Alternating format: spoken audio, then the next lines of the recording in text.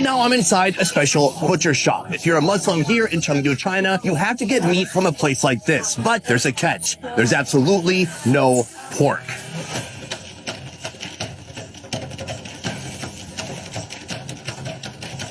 Today I'm on a mission to learn how China's Hui Muslim people survive in the land of pork, a food their religion strictly forbids. Which one do you think is better, beef or pork? I don't know. I don't eat pork. You've never had pork? And by the end of this video, our Muslim Chinese food tour will build up to this imperial lung slicing. Let's give it a shot. But first, today is all about Chinese Muslim food. We've been in Chengdu for some time now, and a lot of the food here seems to revolve around spiciness and the numbing Szechuan peppercorn, a flavor profile which together means mala, numbing spice. Today I want to see how Muslim Chinese food departs from what we've already experienced here in Chengdu. Behind me, a restaurant known for a variety of halal dishes. But the real draw here, the food people line up for. Some call it a halal burger, some call it a meat pie. To be honest, that does not look like a burger to me. I'm gonna go with meat pie on this one. It begins with kneaded dough that's been resting in oil. That dough is flattened into long strips, primed and ready to receive some fillings. Fillings made of ground beef and fat, mixed with a secret spice blend and a load of scallion oil. Atop a strip of dough, layer on a bit of sesame oil, then the beef filling, some chopped scallions, and a hint of powdered Szechuan peppercorn before rolling it up. This is not a light food. This is not a diet food. This is a food absolutely smothered in oil. Before it even goes in the fryer, they're using their hands to rub even more oil on top of it. And then it's sitting in a pool of oil. Their fryers look incredible. Basically, it's like they shallow fry it, but they also compress it, heating it from both sides for several minutes until it turns a beautiful golden brown like this. The only thing left to do is to give it a try. Oh my Lord. That's good. That is extremely crunchy and extremely flaky. It really doesn't get more crunchy than this. I mean, there are just layers and layers of crunch, of bread, of carbohydrate, and of fried bread right here.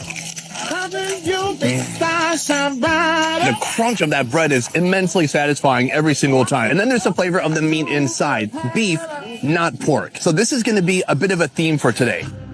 China is known for its vast consumption of pork. In fact, people in China eat so much pork, they can't even keep up with their own demand. In fact, my country produces a lot of the pork that's then exported to China so it can be eaten here. How do you survive in a country that is so in love with pork if you don't eat pork? It seems like every food you come across in Chengdu contains pork. From our street food tour, this crispy fried bread was sprinkled with a bit of pork meat. These noodles, soaked in a broth made with pork lungs. The don don noodles were topped with a minced pork sauce. Then there's this, braised pig brain, which, you guessed it, came from the head of a pig. So if Muslim folks want to remain pork-free, where do they go? Today I'm on a mission to meet with members of the Hui Muslim community, go to their restaurants and try these foods, seeing how they compare to typical Chinese fare and other food here in Chengdu. Soon I'll be discovering more hidden halal gems, food from this beauty. It's really nice. Look, I want to eat it right now. All the way to this beast. If it was galloping through a field, it would be like this. But any good Muslim meal must start off here. Sir, put it there. Ma'am, can you shake your hand?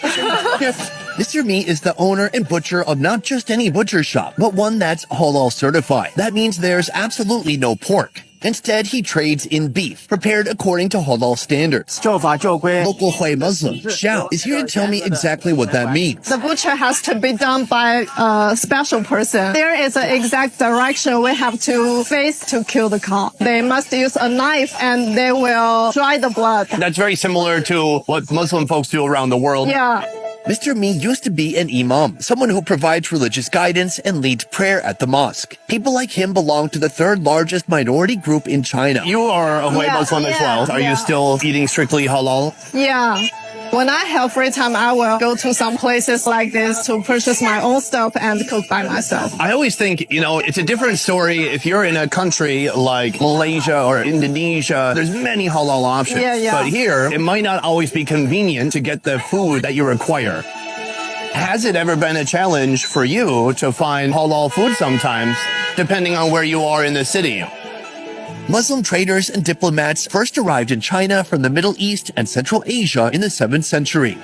Today, around 18 million Muslims live in China, with the Hui people, 11 million strong, forming the largest Islamic ethnic group in the country. I think it's very convenient now because halal restaurant is all around the places. I don't think it's not inconvenient. So it is convenient. Yeah. Okay, got it.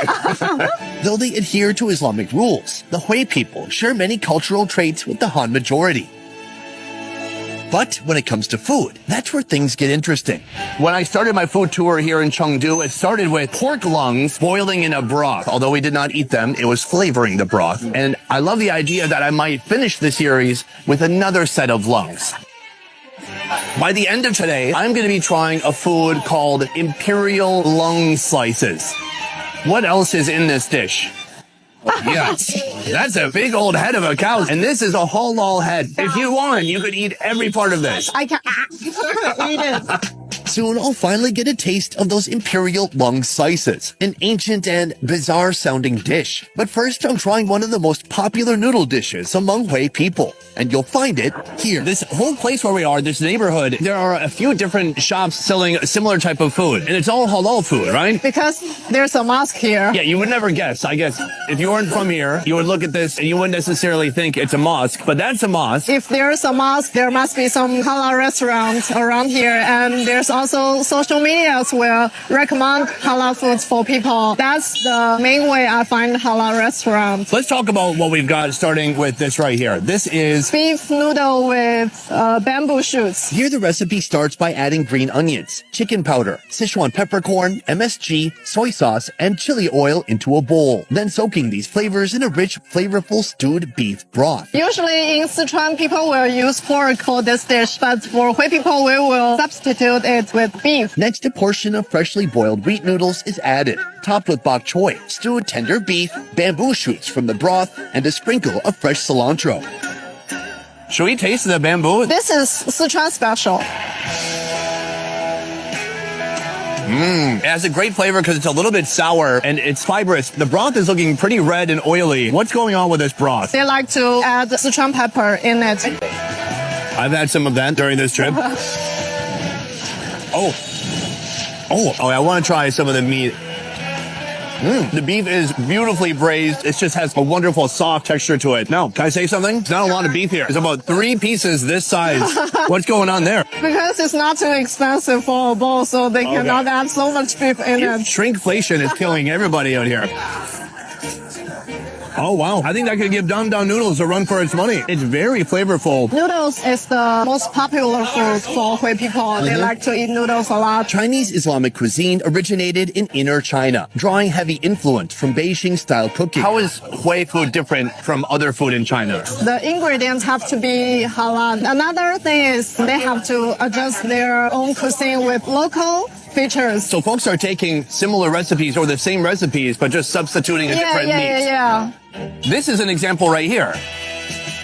This dish starts with a mix of ground beef, sticky rice, and rice flour, all marinated in those signature Sichuan flavors. The mixture is packed into a bowl and steamed. Once done, it's topped with minced garlic, chili powder, and fresh scallions for that extra kick. Shall we give it a shot? Okay. Oh my Lord. Garlic. There's so much garlic. I love it. If you have to pick one, which one will? Well, that's tough. I think they work good together because all the beef that was missing in here is hidden in here. It's really quite excellent. So it's kind of half carbs, half protein, half oil. With restaurants like these, are non-Muslims coming here to eat as well? I think all the people will come here because non-Muslims, they also like food made by Muslims. And then everyone's just getting the best of everybody else's cuisine. Instead of having pork, hey, maybe today you have a little bit more beef. I love it. I think this is an incredible meal. That said, we have a lot more to try, including a dish called Imperial Lung Slices. Let's go. Well, what about the food? We'll take it. Smart. Let's go. While Hui cuisine embraces flavors largely from the Han majority, it also includes traditional staples beloved across China, like this sweet dessert made from glutinous rice, or their hand-pulled ramyun noodles, generally thicker than their dan dan counterpart. But there's one dish that's almost exclusively eaten by Muslim folks. Mulan Hall is a restaurant dedicated to Hui cuisine. Sir? And the owner, Mr. Ma, is treating us to an unusual appetizer. The feet of a mutton. He purchases the mutton feet from his hometown, which is Gansu province, where people live there. 原材料是我们的老家甘肃。 It takes 3 hours in the fire. That takes a long time. The dish begins with blanching of pre-fried mutton hooves in a hot wok. Non-Muslims do not cook this in their own home. So this is something special. This is something you kind of need to come to a restaurant for because it's very laborious. In a second wok, oil is heated with garlic and chili powder, followed by the mutton feet. A splash of water and bell peppers. It's all stirred together until the flavors meld perfectly. A sprinkle of sesame seeds adds the final touch. Should we just go in there? Oh, no, it's just... I just have a full bone with no meat at all. Oh, okay, thank you. That's where the hoof would be right there. If it was galloping through a field, it would be like this. Yeah. So a lot of it is like skin and tendon that have broken down from all that boiling. Well, it's a lovely taste and texture. It's spicy, but not too spicy. Just a nice radiating warmth. I'm going to put the whole whatever this is in my mouth. What do you think? That is full of flavor. It's savory, oily. You can taste a little bit of the Szechuan pepper. There's wonderful radiating warmth coming out from my chest. I think this is what it's like to feel love. I don't know. Or heartburn. What do you think? Yeah, I think it's a Wonderful. Yeah, wonderful. It speaks for me. Soon, I'm told we're going to be trying a dish called Imperial Lung Slices. What is inside of this dish? Because one might assume it contains lungs. 没有肝、 Liver, 牛头皮、 cow head, 肚子、 stomach, and there's no lungs. 脑料。 To make this dish, the cow head, tripe, and liver are boiled with green onions for hours. There was confusion earlier today at the butcher where he accidentally misrepresented the recipe. Yeah, It turns out this dish, Imperial Lung Slices, no lungs involved. Once done, everything is sliced into bite-sized pieces, ready for the final assembly. On a plate, a bed of cucumber shreds creates a base, followed by the 3 main ingredients. Finally, a spicy sauce made from peanuts, chilies, vinegar, chicken powder, and celery is poured over the top. I gotta say, today, with this lung dish, it has been a journey. When I started out this morning, I was told Imperial Lung Slices does not contain lung. But then we talked to the butcher, and he says... Yeah, he said yes. Then we came here... There's no lungs. So in the end, our lung dish has absolutely no lungs. Joining us, the owner's sister, Miss Ma. Some people say at the beginning people don't eat livers or lungs in a cow. They will abandon it. Poor people cannot afford regular meat, so they will eat this abandoned food. And abandoned is the same pronunciation with lungs in Chinese, so it gradually became lung slices. Perfect. Everything's super clear now. She said she cannot eat today, but she will support us. What do you think that is? This is stomach. Let's give it a shot. Wow, it is very heavy. It's spicy. It basically tastes like thinly sliced organs in chili oil. So that was stomach. That's definitely liver. I like it more than I thought I would, and I don't feel poor at all. There's also thin skin from the cow's head. It's also good. Tastes like jelly. Now, can you imagine eating this? And then you could tell us how it tastes. Just imagine it. 就是 QQ 弹弹的， It's full of oil, but it's not so spicy. 但是又很有营养。 Just very good and chewable. Wow. Next level food reviewing. Look, I'm 40 now. At some point in my life, I would like to get a 6-pack. And so in the future, I'm not going to be able to eat continuously if I'm going to have a sweet 6-pack. So what I'm going to do is what she just did. And then people will just take my word for it. OK， Before we move on to our final food, I have some questions I want to ask about the day-to-day life of Hui people. Now, I've met Muslim folks all around the world. I will say that people's customs kind of vary depending on where you go to. And so people are used to seeing Muslim women usually covered up in some way. But while here in Chengdu, I've seen some women wear some kind of a head dressing and some don't wear anything at all like you. Are there any kind of rules around that? How does that work? We are a very open country, and if you want, then you put it. I don't wear usually because my family member don't wear it, and I'm also a lawyer. It is not so good for a lawyer like that. Is this anything to do with Hui or is that just fashion? It's just fashion. Fashion. Okay. Yeah. So right here we have our final dish. This is the twice fried beef. First, the beef is quickly fried in a ton of oil. One of the famous foods of Chengdu is the twice fried pork. To me, that makes sense with pork. Pork is very fatty, so you could fry it once and then Twice. How do you make twice fried beef? Next, out goes the excess oil, and it's back to the wok. This time the beef sizzles with lemongrass, chili sauce, chili powder, and a generous hit of fermented chili bean paste. He will pick the special part of the beef. If I was a cow, point to my special part. 中下肉， The brisket. Yeah, brisket. Does that have more fat? 只有3斤肉。 Half meat, half oil. A handful of garlic chives join the pan, and it's all stirred over high heat until every piece is packed with flavor. It looks amazing, and this is something I've really been looking forward to today. Oh, yes. Big, beautiful pieces of beef. There's kind of a ring of fat around it.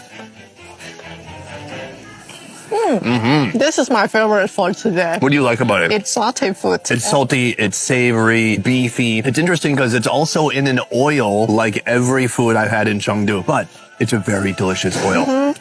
It's really good. And this is a good company for rice. Rice, or for those who are haram, like me, alcohol. Yeah. This would go really well with the beer. This is my final meal in Chengdu. It's been an honor to come here and to experience a cuisine that I've never been exposed to before. I know China is such a vast place with so many different types of cuisine. You can't go to one part of the country and call that Chinese food. Like here, we just have to call it at least like Sichuan food. Yeah. One similarity I've noticed about the food that's interesting, all the food here is swimming in oil. Yeah. Whether it's hot pot where you're actually cooking meat in oil or vegetables. Even at my hotel buffet in the morning, when you go collect some vegetables because you're trying to not overdo it with the calories, it's soaking in oil. How come there's not that many fat people here? It's mystery. Okay, it will remain a mystery. I'm very impressed by it though. It's been amazing being able to hanging out with you and you today, Yeah. learning about the Hui people. What do you like about being part of the Hui community? 就是你做了很多好事，真主会给你回赐。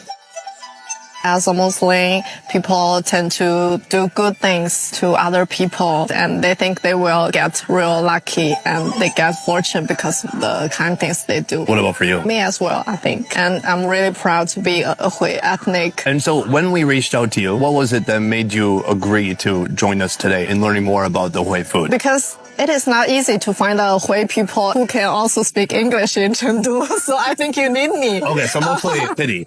That's perfect. That's how I met most of my girlfriends. It was funny. Oh, okay. Yeah, it's good. She's worried the food will like jump into her mouth. Just kidding. 你害怕它东西从它嘴里喷出来。 Okay, good. He's grabbing another foot for me. I mean, I didn't realize I had a foot fetish until now. Did someone pray over this bamboo before they cut its throat? I don't think so. No, okay, sorry. It's also Panda's favorite. Oh, Panda's favorite, yeah. Boom, guys, this is our final video here in Chengdu. 5 episodes. Guess what? I got a 10-year visa to China. So guess where I'm going? Back to China. So this video, I hope, can encompass the wide-ranging variety of food that you will find here in Sichuan. And next time we come back, we're going to go to another province or another section of China. So let us know downstairs in the comments below where we should go next time we visit China. Otherwise, I had a great time. I want to say a huge thank you to Xiao for joining me. That is it for this one. I will see you next time. Thank you for watching. Peace.